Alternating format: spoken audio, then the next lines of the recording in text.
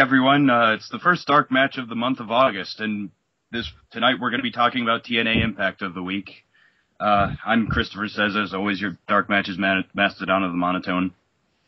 I'm your token chick duo's Angel. I'm your foxy friend Backlash, and No Leaf thinks he's punishing me by making me go third. And I am Jingus, and I am here with our usual Impact staple. What is Ultimate Warrior tweeting now? And I will warn you, this makes no more sense to you than it does to me. Who would have thought it? I did! I did!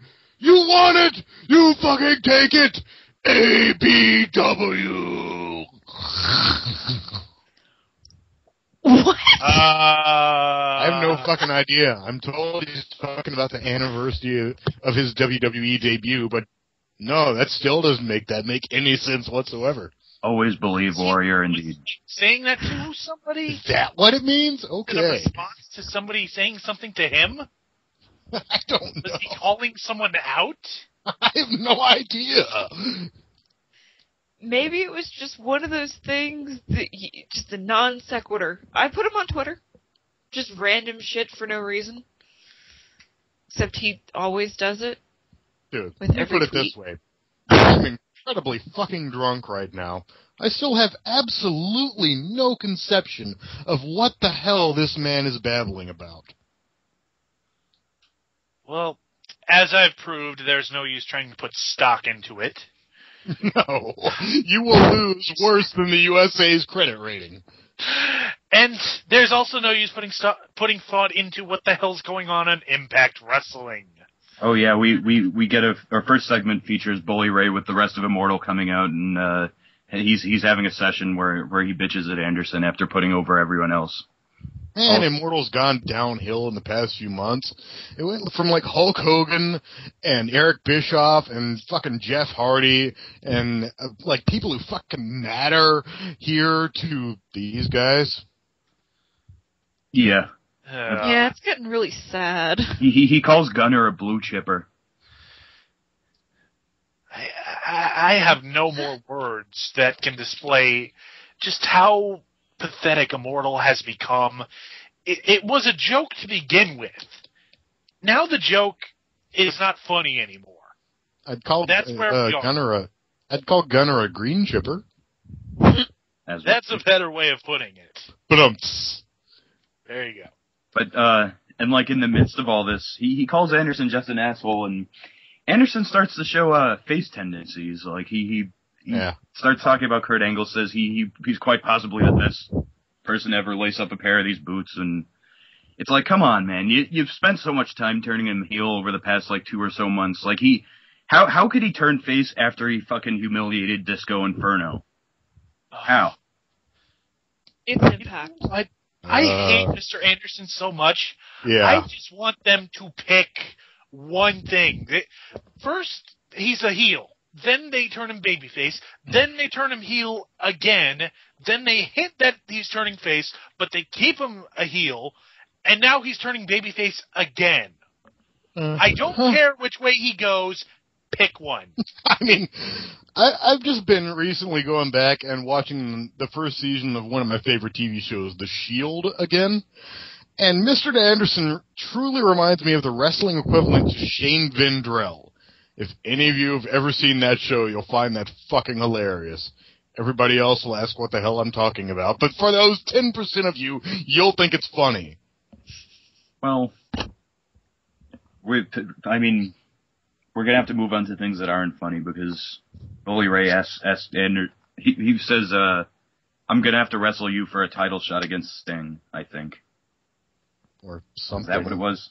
How many number one contendership matches do we have going on here? Because there's the entire Bound for Glory deal. And there's this, and there's Sting and Angle, and probably something else I've forgotten about.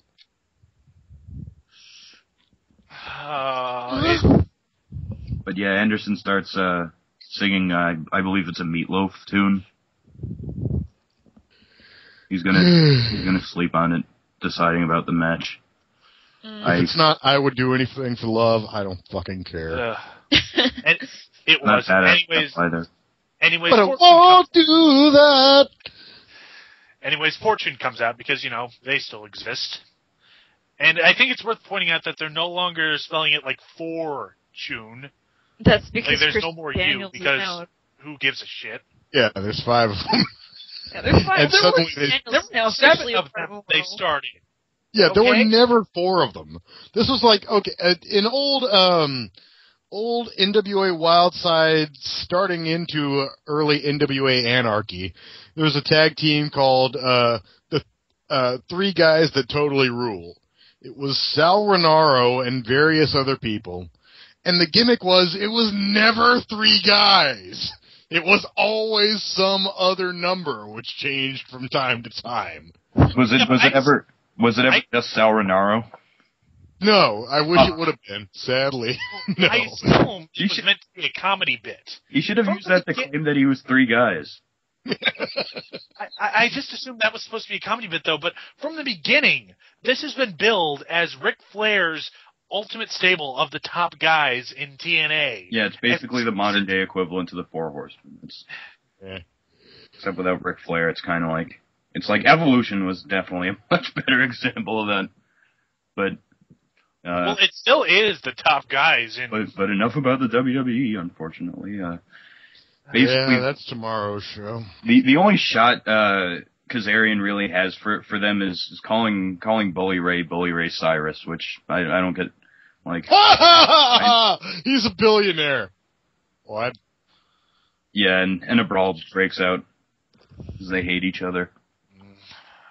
Yeah, and in the middle of it, by the way, wait. In the middle of it, foreshadowing, James Storm gets a back injury out of nowhere.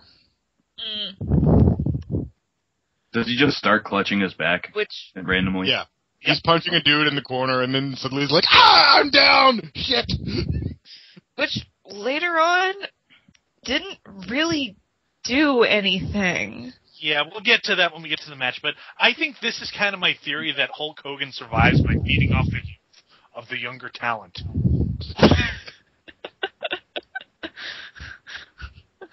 What, is he sucking their youth out of them a la Hocus Pocus? I would not be surprised. James Storm's body is prematurely aging.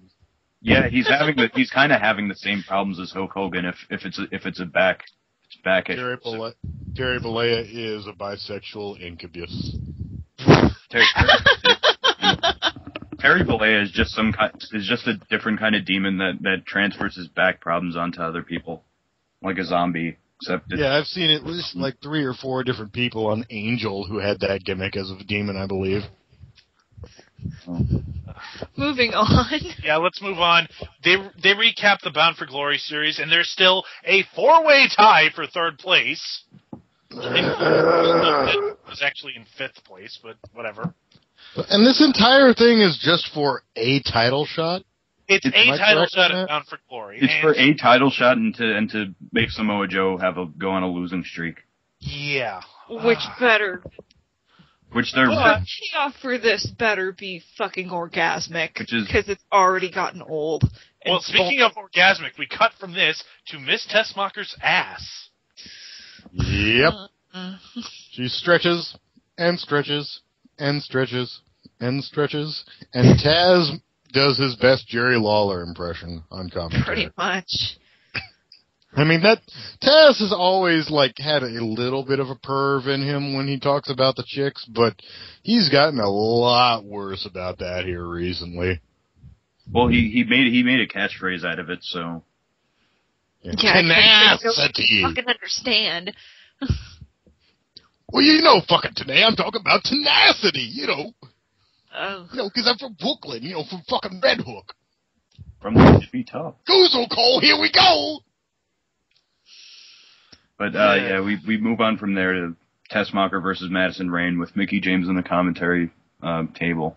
And not for nothing, but I didn't really notice any of her input during this match. You missed nothing. She added nothing of value. Yeah. Shelly Kelly is a better guest commentator than Mickie James. Oh, that makes me sad. Well, there's not really much to this match. Air pulls. It's your standard knockouts match that we've been doing for, I don't know, the past year. Yeah, and the funny thing is, like, Tessmacher's pretty much shown that if she's with someone good, then she could actually look competent. But this was Madison Rayne, so that's not tonight. Yeah. Here's the thing. I gotta give this match a couple of props. First of all, Madison Rayne's act is actually kind of growing on me. Like, at the beginning, when she was, like, making this motion that they should throw Tara out, she struck this bizarre spread-legged pose and then wheeled her arm around like she was Balls Mahoney setting up for the big punch. She's like a misplaced anime character. It was one of those things where did she get this prom queen gimmick from? I don't know, but her and her screeching and everything is actually growing on me. I actually kind of dig it now. Yeah, she added a sash to her heel ensemble that says Queen Bee on it. And secondly, this match went all of 2 minutes, but compare this to the WWE Divas matches that go 2 minutes. In those, it's just like a bunch of half-ass spots, and they botch at least 2 of them, and they're all sprinting around as fast as they can. I think this one's out, in my opinion. Like, both are really unfavorable. Like, I don't think, like, any one could be compared favorably to the other. No, I understand what you're saying, but I do like this one a little bit better just because they took a little bit of time and honestly let the personalities of both characters, but especially Madison, show through. I mean, they weren't running around to do everything as fast as humanly possible. And it made more of an impact. But it was a 2-minute match, and it ended with a fucking roll-up. We'll get back to that later, trust me.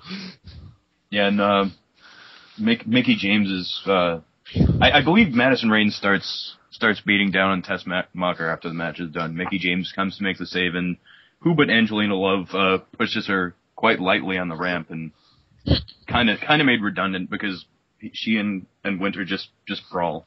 So yeah, because I mean, first Angelina attacks, and then Mickey's like, "Fuck you, I'll kick your ass." Yeah, and then Winter attacks, and it made Mickie look kind of like an idiot for taking like the long way around from the announce booth to the ring.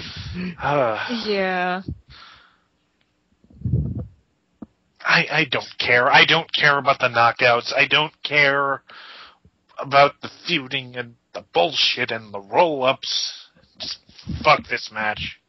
Oh yeah, we recapped Bound for Glory series again. we should start a counter just for how many times they recapped the fucking series tonight. Every week, brother. And then we move on to a Bound for Glory series match, which is AJ Styles versus Devon. Why? Well, goddamn, why not? Yeah, I can't really say a lot of notable shit in this match. Like, AJ, I don't know whether it was because, like, the way Devon bumped, but, like, in the middle of it, AJ did this really slow and deliberate arm drag into a cross armbar. Like, yeah, he didn't have his feet hooked right. Oh, okay, that's what it was. But I mean, his legs were still under Devon when Devon took the bump, and he had to kind of like yank his feet out and then cross them above his shoulder to complete the armbar correctly. Okay, yeah, and he does hit like a really nice Pele though. Like, that was a sweet Pele. Yeah. And the thing is, Devon, man, both of the Dudley boys can actually kind of fucking wrestle. They can work. They just rarely get the chance to ever show it. And here, Devon, they actually did some running spots where Devon was going back and forth over and over again, which is something you rarely see out of him. But then fucking Pope De Niro comes out and hangs with Devon's kids again. Is the girl his daughter? Because yeah, that's his wife. And yeah, because I can't tell if that girl is like 20 or 40. She looks like she could be either. Well, where this didn't even go anywhere. Like, I don't even think Devon acknowledged Pope coming down to the ring. He didn't acknowledge him coming down. I do believe that there was a brief moment where he noticed that Pope was there, but it didn't cost him the match. So what was the point? And then show that Pope is still hanging around his family, even though Devon keeps telling him not to. And then we get Christopher Daniels coming out and setting up a chair at ringside and just staring. So apparently he's still feuding with AJ, despite the fact that at the beginning of the show they were fighting side by side. Well, I feel like I missed something there because I didn't see last week's Impact. It's not so much feuding as it's just like kind of furthering their friendly rivalry, like just who's the better man, who's the better athlete, that kind of thing. Then why is Daniels costing AJ matches? Because apparently they needed to talk. Well, again though, kayfabe, AJ did not have to get distracted. It's true. I mean, this is interference this match didn't need, because we had double interference from two fucking different guys, and it just ended with Devon rolling up AJ for the pin. Yep. We're at 2. We'll have more. Spoiler! Well, next we get a video package for Sting and Angle, and they keep hyping up the fact that Kurt has never beaten Sting. So what do they show? Matches where Kurt beats Sting! Oh God, are they really? Yes! Oh, this is sad. This is so very sad. Oh God. Yeah, we cut to Pope backstage, and I take notes for the show, and what I have written down is question mark match at Hardcore Justice. Take notes for this shit? Why? I only take notes when I'm really pissed off. I mean, Pope is a good promo cutter. I just had no idea what the hell he was saying. Okay, admittedly, I totally illegally downloaded this shit on the internet and watched it like right the fuck before we started recording this show. But still, notes? I'm sorry, dude. Notes. Some stuff is so annoying you have to remember to talk about it. Oh, speaking of which, we have another Bound for Glory series matchup next. The Pope versus Samoa Joe. Oh, dear God. With Matt Morgan at commentary now. Oh, God, I'm done. Harvey fired himself. Oh, Matt. There's not enough, oh, my God, in the world to explain this match. There's nothing, like, the finish is really the stupidest part, but Pope still looks fucking good in the ring, and Matt Morgan had a bucket load of charisma, which, god damn, he's right. There were several things wrong here. Yeah, I mean, Pope is kind of like a 0.08 on the R-Truth scale, but still. The first thing that needs to be pointed out is Matt Morgan has no charisma at all. No. I get what they're doing, though. I can only assume that despite the fact that he obviously does not have the charisma for commentating, he's injured, but they don't want him off TV. So this is their way of going, look, he's still here. Yeah, he's not really that charismatic. He's not really that charismatic, but he's still pretty adept at talking. Like I tuned him out. I always thought that he sounded all right. He's okay. He was better than Mickey was. I'll put it that way. I think the problem was that he was so soft-spoken that it was so easy to ignore him.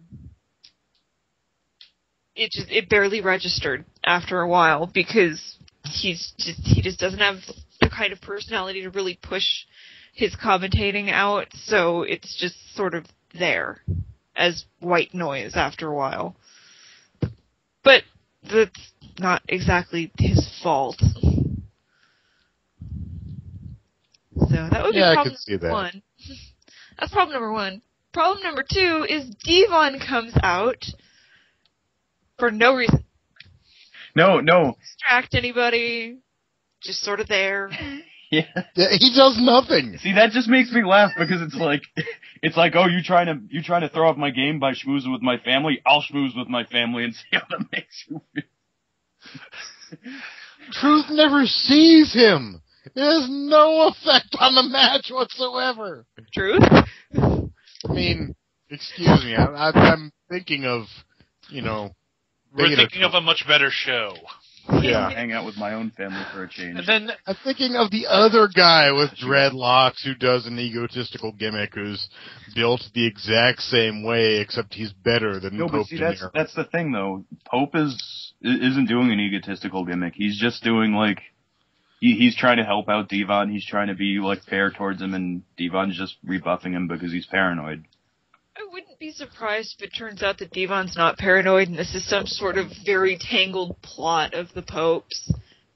Yeah, no. But maybe that's too much credit for them to remember the last time we saw him, he was evil. Yeah. He was having dog fights, blowing money on strippers. But that was months ago. Nobody remembers that. Then there's the finish, where Joe gets the Pope in the rear naked choke, and Pope taps.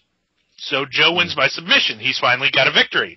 But then he doesn't release the hold, and the look on Joe's face, I can only describe it as Joe was getting off on this. That's what it looked like. Devil. This was the strangest. I mean, he rolled his eyes back in his head like he was doing like the world's worst Undertaker impression. And he was just like,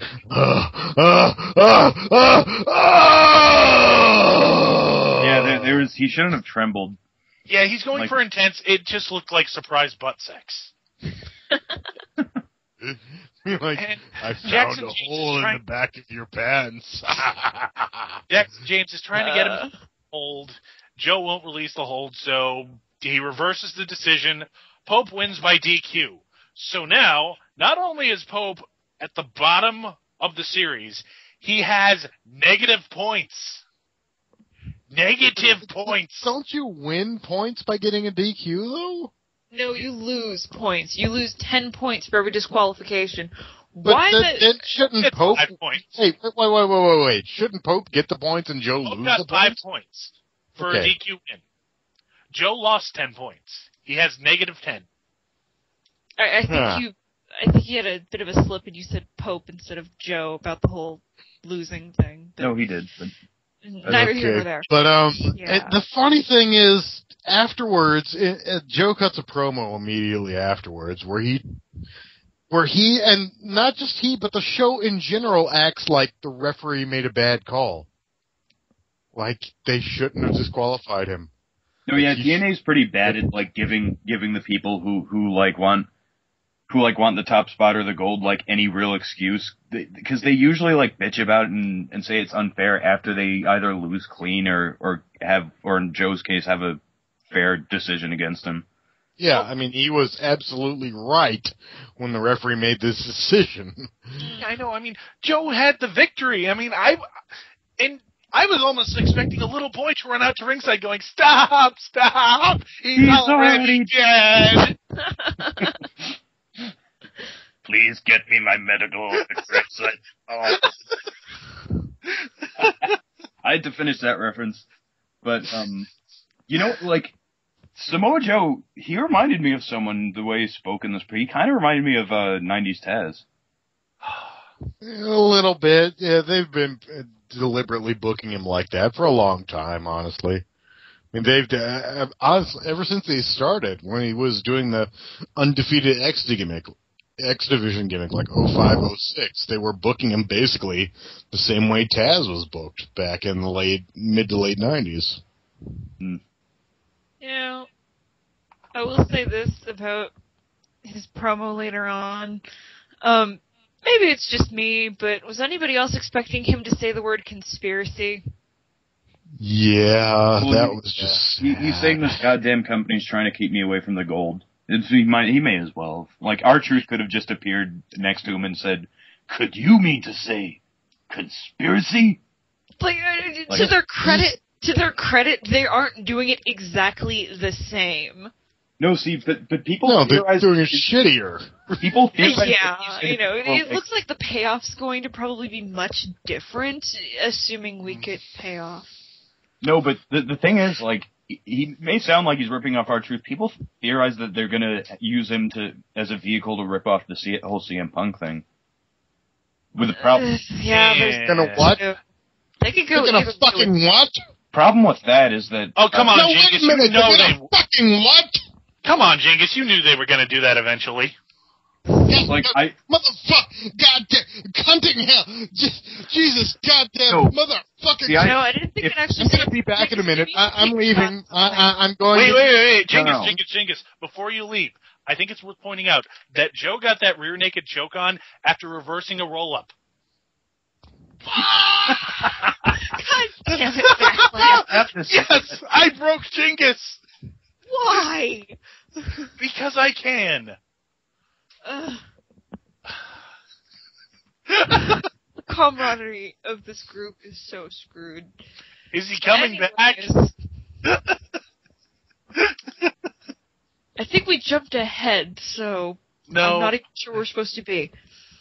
We're at the promo where Beer Money is in their locker room and James Storm has a back injury.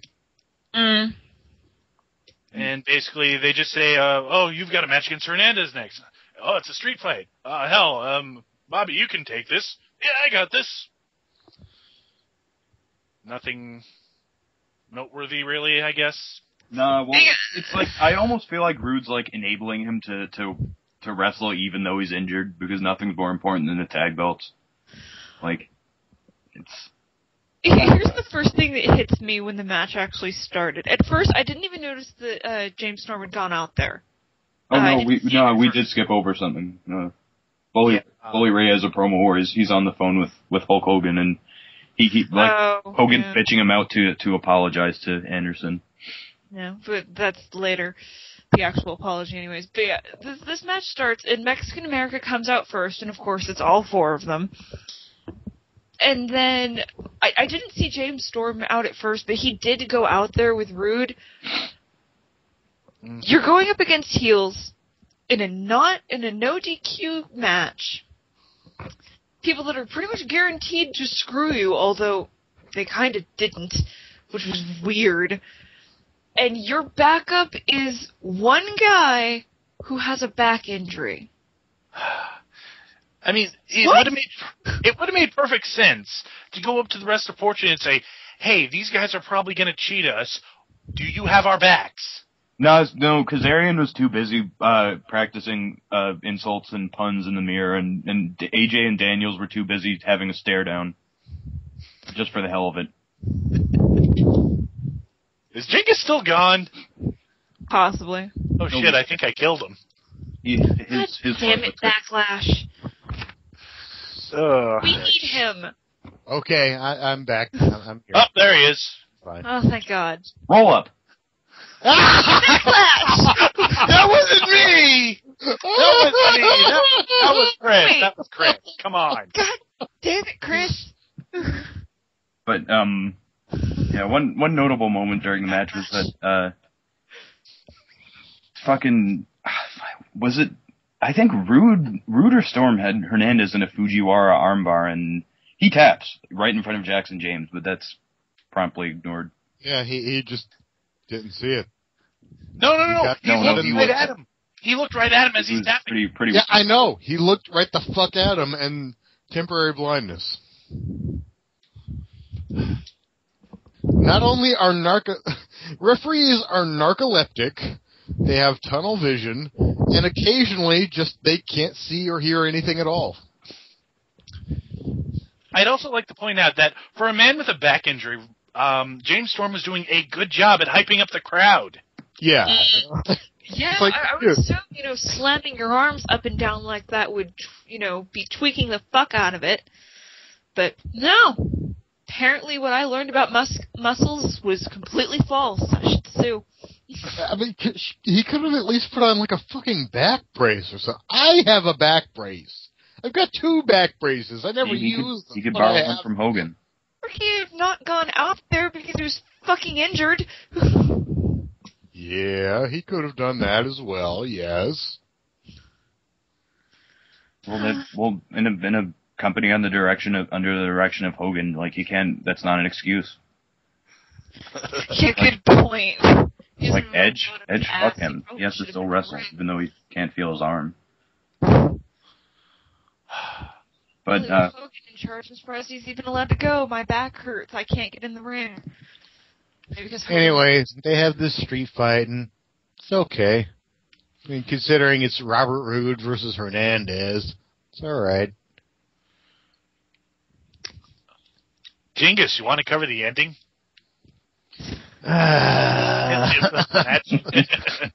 Fucker, you piece of shit. I'm gonna find you and stab you one of these goddamn days.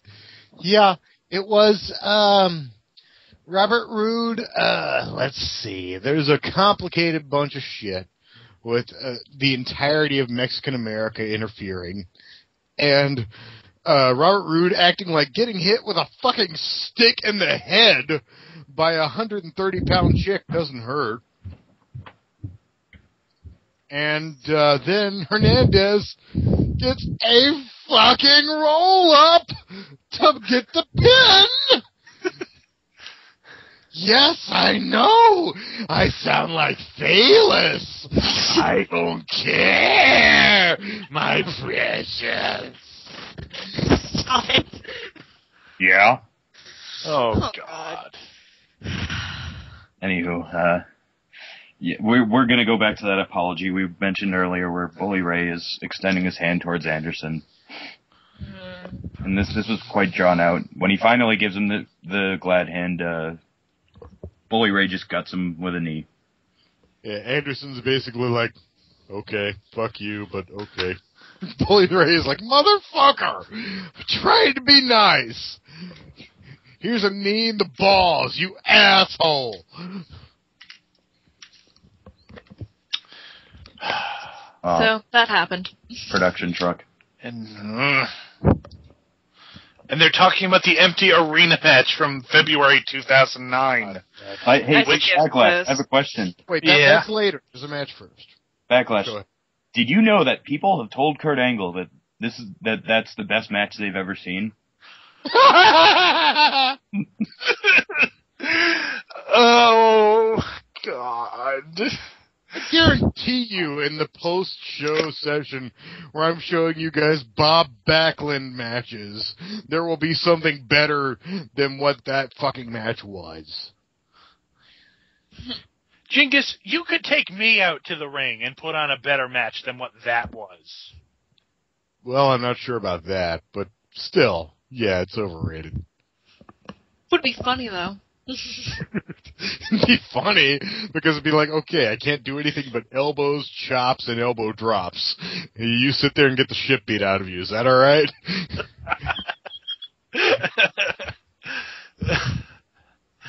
Oh. Well, Greener Pastures, guys. Austin Aries versus Alex Shelley, Greener Pastures. This was match of the night.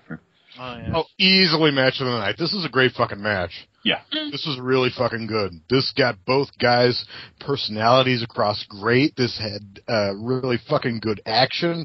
This had a variety. It went up and down and up and down. I mean, most X Division matches are so fucking cookie cutter. It's just spot, spot, spot, run, run, run. Get your shit in, bump, bump, bump, the end. This was not that. This was really good. This deserves props. This was really fucking good. Well, yeah, it was. Now I feel bad because I watched this at about 4 in.the morning, so I couldn't appreciate it. It's basically like Austin Aries is trying to basically cockwalk, and Alex Shelley he's trying to one up him, like with the idea that like he's like he represents TNA and he represents like good sense and stuff like that. But you still get the idea that Shelley kind of he wants to prove something. And either way, fuck me, he did this fucked up looking figure 4. That looked awesome. Yeah. It was that, the turnover, and the fucking suicide dive, and the really good dragon screw, and the chop spot, and there was that one spot where they did like the long running back and forth between the two corners with the counter. I mean, they just did a lot of really fucking cool shit in this match. Yeah, it's like Austin Aries tries to go for some kind of a jumping senton in the ring, and Alex Shelley just reverses it with the legs. Very like textbook kind of thing that came out very well. Yeah. But and of course the excuse me, the very head of this is that the match doesn't end in a roll-up. Yes, thank God. It was a brain buster. It was Austin Aries, who, by the way, MVP of the night. This guy's fucking awesome. I mean, I've seen his earlier work in ROH. He was really good then. He's fucking awesome now. I mean, he's just the perfect combination of work rate and attitude. But he grabbed Shelley's jacket when Shelley was down selling, and he put it on like, "Hey, I'm Alex Shelley, derpy derpy derp." Then he took it off to the... Go ahead. No, it's what I've been saying. That's why I'm really starting to get into liking Austin Aries, because he's got that nice charismatic streak that I really think TNA needs right now. He is very interesting. Anyway, he went to hit him with it, and Earl Hebner was like, "No! What the fuck you doing? Knock it off! You can't hit him with that!" While Hebner was getting the vest out of the ring, which had like this big like plastic shoulder pad or something on it, which in theory you could hurt somebody by hitting him with that. While he's doing that, he was going for the spikes on it. Yeah. And yeah, he was. You're right. And while he was doing that, like, Austin charges in while Hebner's got his back to him getting rid of the jacket and fucking punts Alex Shelley right in the balls. Then it's the brain buster. Drags him out and hits a beautiful brain buster. Nobody does a brain buster anymore. Why does nobody do a brain buster? Well, I'd like to see that kind of thing in the WWE, but I don't think they allow moves that basically end in drivers or anything. Yeah, they anything that's like remotely a head drop, which isn't the tombstone pile driver, they don't let you do, basically.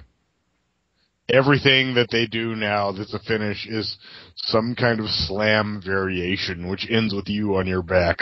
Yeah, it's like I'd like to see John Cena do an actual Death Valley driver, but no, it's not going to happen. Yeah. So, anyway. Anyways, after the match, Aries grabs a mic and starts bragging like, "Oh, I beat you with a wrestling move." And then Brian Kendrick runs out, still not realizing that shirt and shoes are required in the Impact Zone. Apparently they're not. I can't believe I'm saying this, but I miss the Jedi robes. No, you know what he's doing? I like the Jedi thing. Just coming out in jeans and barefoot. They're ripping off John Morrison. Yeah, he's basically eye candy. Huh? I picked up on that really quick. He's really nice to look at. See, I was joking when I said that. Whoa, hey, John Morrison has the decency to come. This is the non-hetero chick. Wait a minute, saying this about the dude. I like pretty things. Okay, I will admit, fucking Kendrick. Wait, which guy were you talking about? Well, I think of both of them the same way. They're very nice eye candy. That's about it. I was talking about Kendrick. Kendrick, yeah. He was the one who used to be called, in Japan, Leonardo Spanky, because he used to have a great resemblance to DiCaprio. Still waiting for him to show up with a sword and start killing people claiming that they're lizards from space and he's the defender of the Earth. Or to have a romance with a painter back in the 19th century and show his dick. Yeah, anybody who wants to see Leonardo DiCaprio full frontal naked, there's a movie called Total Eclipse. Go check it out. Just saying. Oh, let me get my pen. Well, before we move on from that, something that got mentioned, apparently there's a bunch of new talent coming into the X Division. Zema Ion, who lost the contract match, is one of them. Yeah. I assume it's like the other three guys from that match who didn't get hired. Yeah, I'm guessing that they just hired everybody. Please be Jack Evans. No, and they probably got Low-Key also, and like he could cut a lot of quote unquote work promos about how he's not getting the top spot. Mm-hmm. What I would like to know is, what do they plan to do with the talent they already have and never use? They've been future endeavored. Explosion. All of them? Yeah, they fired Red. Pretty much all of them. Oh, I know Amazing Red's gone, but I kind of assumed that the rest of them were still just sort of there. Yeah, creative had nothing for Amazing Red. Well, I liked him. He's only like half a Rey Mysterio, you stupid pieces of shit. You dumb sons of bitches. Jesus Christ. Well, that kills the plan, because at about 4 in the morning, when you're on Twitter with nothing to do, you tend to get responses that such as, ninjas! Ninjas with vans. Yeah. Seems like a really good idea at about 4. I thought it would They be funny. did try that once before. Anyways, guess what time it is? It's time for Eric Young. yay!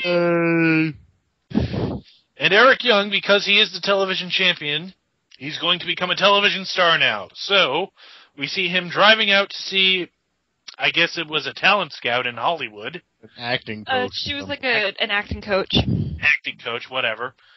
All I know is this woman was fucking obnoxious. She was right. Right, but god damn, she would not stop shouting. Welcome to Hollywood. Yeah, no kidding. And I've actually watched Yeah. I've actually watched the extended version of this clip. It is pretty damn funny just because of Eric Young. It's Eric Young. There's an extended version? There's an extended version that goes on for 15 minutes. It's like you watch Eric Young's segments and you just say to yourself, there's just no way that any of the booking or writing committee wrote this for him. It's all him. No. Three things noteworthy about this. One, he wouldn't take off the belts when she asked him to. Two, his nipple kept popping up the side of that half shirt he was wearing. And Yeah. he wouldn't stop slapping his arms. Side boob.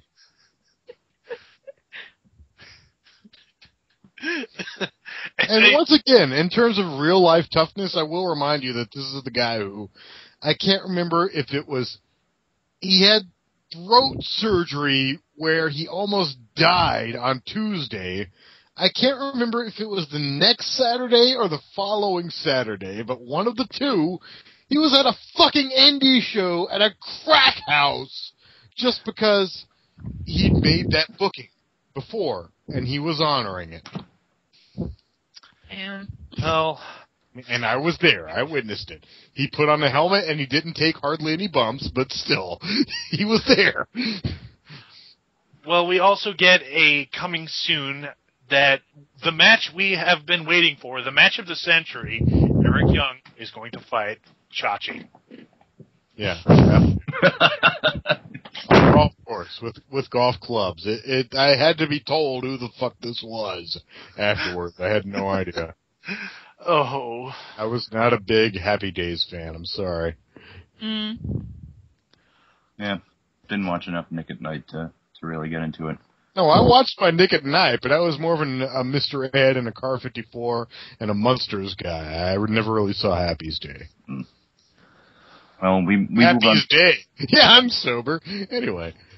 Yeah, we move on to the Kurt Angle versus Sting empty arena match where JB and Angle are doing commentary, and they're basically explaining the angle, like from a booking standpoint. Well, there was this, and we did it because of this, and this shit happened, and oh, look at that. That hurt. This is very nearly as bad as the commentary that Ian Rotten did in the original version of the IWA Mid-South 1998 King of the Death match. Oh, Jesus. I know that practically nobody knows what the fuck I'm talking about here. I don't know what you're talking about. I can only imagine, and it is not good. There were moments such as Ian Rotten commentating his own matches and saying, I remember that. I got a thumbtack in my sack. That hurt. Yeah, no praise act, no go. Yeah, they did later re-record a new version with Dave Prazak doing the commentary. I would suggest that one if you're going to buy one from Smart Mark Video.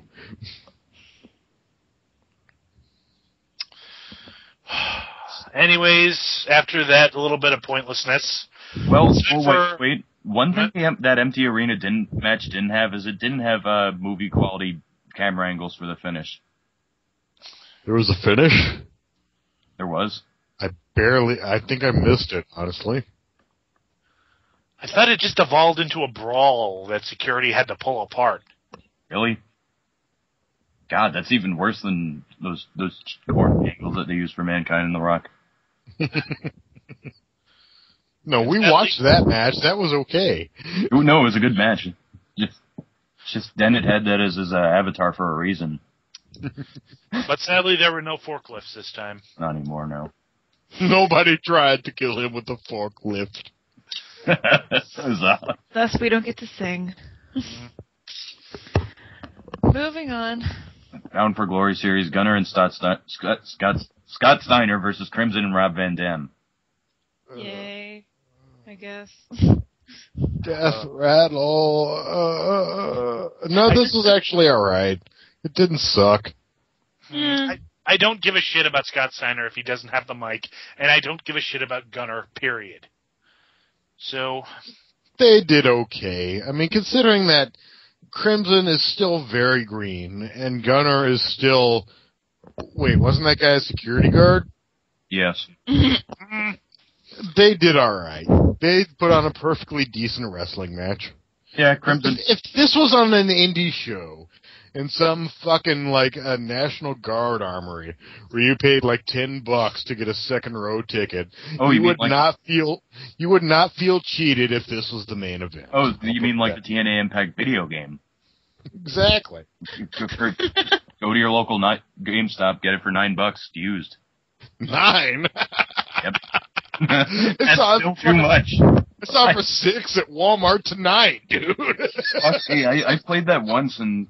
God damn, I missed that $9. Hell no, I'm not paying for that. I could have gotten... You can get coffee for $9. I love my PlayStation 2 far too much to induce that on it. A sandwich for that. Food and a fucking drink. Anyway. But they had a decent match, even though the first move of the match is Rob Van Dam trying to win it with a roll-up on Scott Steiner. Oh, but it eventually ended with RVD pinning. Who the fuck did he pin? Was it? He pinned Steiner. He pinned Steiner with the frog splash. And Steiner and Rob Van Dam work a lot better together than I initially would have thought. But I think I've discussed this before, how both of them were essentially in their prime high spot artists, and they actually match together in terms of style better than you would imagine at first thought. Because they really do. I mean, they work fairly well together. Yeah, I'll give him that. And Crimson has a hell of a spear. Give him that much. He does. That much. Although that really isn't helping him with the Goldberg comparisons. It's also not helping Jesse Neal, who originally used that as his finish and hasn't been featured within the past few months and is lucky enough to get food stamps pulled up somewhere with Christina Von Eerie. That bastard. Wait, is he a poor bastard if he's holed up with Christina Von Eerie? No, he's not a poor bastard. He's just a bastard. Yeah. No, he is poor, but he's not a bastard. He's like, I feel bad for that guy's financial problems. I feel bad for him too, but damn. He's got the fucking wrestling equivalent to Lisbeth Salander, for Christ's sake. The wrestling equivalent to Brody Daly. The wrestling equivalent to the girl with a fucking dragon tattoo right there, for Christ's sake. Anyway, so, and there was a promo afterward. See if I don't remember what the hell they said. Yeah. They're just setting up another Bound for Glory series match at Hardcore Justice. I still can't believe they're calling it that. Yeah, between RVD and Crimson. Rob Van Dam, it was just them going, good job and good luck. Don't expect me to go easy on you, blah, blah, blah. And then on to our last segment of the night, which was boring. Oh my god, I don't have the energy to talk about this fucking promo. Well, Nigel Glass, I don't remember it. And it was dead. It was not happening. I'll talk about it. It was basically, a contract signing between Sting and Angle for their match at the next pay-per-view. Angle came out and said, Sting, I really fucking respect you, but I'll win. And Sting is like, Angle, I really fucking respect you, but I'll win. No, Sting said that that he's like, if there's going to be any guarantee that Dixie Carter is going to take control back of this company, then I need to win. And I don't know why. Like, I don't know what Kurt Angle winning. It doesn't make any sense. Angle's a face, too. Yeah, and they're both against He's Immortal. just against Immortal. Yeah, because they're still trying to continue this Sting versus Immortal. And of course, it's still funny to me because fuck. Last year, Sting was basically throttling Dixie, saying like he owes her nothing, and that pretty much Immortal, she brought it upon herself. So fucking fuck. He's like, oh, okay, I'm through being harsh to you. I want you reinstated as the president. Fuck. I can't believe this is honestly how they ended the night. TNA's been doing that for the past fucking 5 months. Ever since they lost. It's just so dull. Ever since they lost that reaction show, they're doing the main event ends at 10:50, and then just backstage segments. Fuck. Indeed. They loved that reaction, didn't they? Fuck. Jesus Christ. Yeah, and people say that WWE overloads in storylines. Fuck. Yeah. It's like, we just saw SmackDown. At least WWE storylines don't make me want to slam my head into the wall. Fuck. I can deal with WWE storylines. Fuck. It's just like basically the storylines in WWE are basically like a placemat maze for a 5-year-old, and the ones from the storylines in TNA are like demon pubes from that new game Shadows of the Damned. Fuck. Or that. I think something broke in Jingus's head. Fuck. And his liver. Fuck. Not in his head. So I don't even remember how we end the show anymore. This particular show, I hate to tell you guys, but this particular show we're gonna have to end by running down the Hardcore Justice card, and because it's happening Sunday, and Jingus, you gotta learn English language. We're not again. even gonna attempt to do it in any order. We're just gonna go by the Wikipedia listing, which before that pay-per-view actually airs, everything's haphazard. So first match, Sting versus Kurt Angle. This is 9 cards. Sting versus Angle. Does anyone think that that'll be any good? Fuck. I don't know. It has potential. I think that at least Kurt Angle will probably be safe throughout, because unless he's like, he usually only does these dangerous spots like moonsaults off of cages, because in my 450 leg drop. Fuck.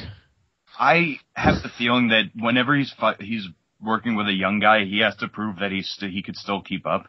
450 knee drop. Fuck. Jingus, we're reaching Halloween 2 levels of you saying that word. Stop it. Oh, that Halloween 2. Oh. I also have a question. Why? I do have a question. Why is Abyss on the poster for this pay-per-view when his only appearance is in a fucking 6-man tag that means absolutely nothing? Backlash because fuck. TNA does not need John Cena. TNA does not need John Cena because they have Abyss. Fuck. And second match, Beer Money Inc. versus Mexican America. Yeah, sorry, they're gonna lose the belts. Racism. Fuck. Yeah. Mickey James versus Winter. I don't think the title's gonna change hand, but I actually wouldn't mind seeing this match. Whatever. You know what? I'm not gonna. I wouldn't mind watching this match, and I kind of want Winter to get it. Shit, pickle. Oh God. Well, at least you acknowledge that the gimmick you're doing is as pathetic as shit, pickle. Well, anyways, next we have a triple threat for the X Division title: Brian Kendrick versus Alex Shelley versus Austin Aries. Cool. Yeah, fuck. Anyone but Kendrick. I'm sorry. That's yeah, fuck. Sorry. I don't know. I see either Kendrick retain. I think either Kendrick is going to keep the belt, or Aries is getting it. I don't think Shelley will. Yeah, I honestly don't see them putting it on Shelley, especially because do we have an update on Chris Sabin's injury? Because it's clear they're going to keep those two together. Sabin, fuck. Fabian's hurt, fuck? Yes. Yeah, he's been hurt. That's why we haven't seen him. Out Joey Oh. that injury. That's why he's been out for months, fuck. Mm-hmm. Now he's just talking like a Jack Frost from an SMT game. I see Austin Aries here, fuck. Fortune, 6-man tag. Fortune featuring Styles, Daniels, and Kazarian versus Immortal, Abyss, Gunner, and Scott Steiner. Ooh. I don't like the fuck you, fuck. I don't like the sound of that second team. Honestly, I think Immortal's going to win just so they can keep trying to pretend that they're not pathetic and useless and this was a stupid idea. Yeah. Shit, pickle. They're going to need it, especially since they don't have someone to take the belt. To take the heavyweight championship belt tonight, or this week, so they got to get their win in somewhere. Shit, pickle fucker eaters. Crimson. Took 3 bites. Fuck. Crimson versus, oh, yeah, Clerks too. Crimson versus Rob Van Dam. Who the fuck cares? Fuck. One, who cares? Two, I thought that was the finals, but apparently we have another Bound for Glory series match again from D'Angelo De Niro versus Devon, which, Jingus, allow me. Fuck.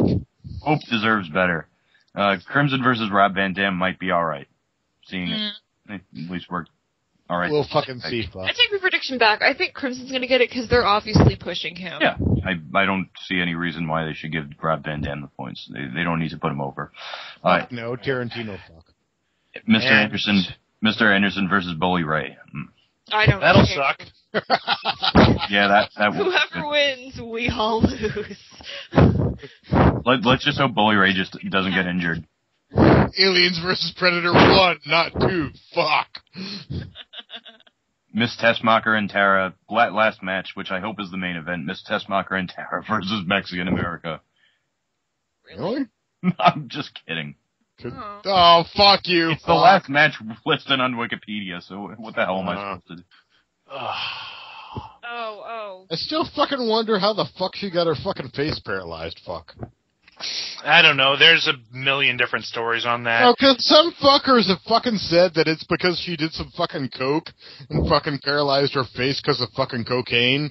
Ew. But I did some fucking medical research and fucking discovered that there's like such a fucking tiny chance of that. There's only like 2 or 3 fucking documented cases in the fucking history of the world of fucking cocaine causing fucking facial paralysis. So there's very fucking little chance of that being the fucking actual cause. So who the fuck knows exactly what the fuck caused it, fuck. Anyway. My brain is fucked now. More on that later. So, shall we finish with what gets more screen time than Jay Lethal? Fuck yeah! I wonder what Jingus is in. I'm going to start. Eric Young's nipple gets more screen time than Jay Lethal.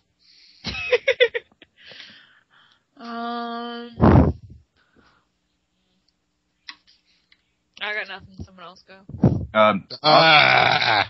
Fucking 80 fucking chairs in front of Sting and fucking Angle get more fucking screen time than fucking Jay Lethal, fuck. Austin Aries' facial hair gets more screen time than Jay Lethal, and that ain't not bad. I have it. Roll-ups get more screen time than Jay Lethal.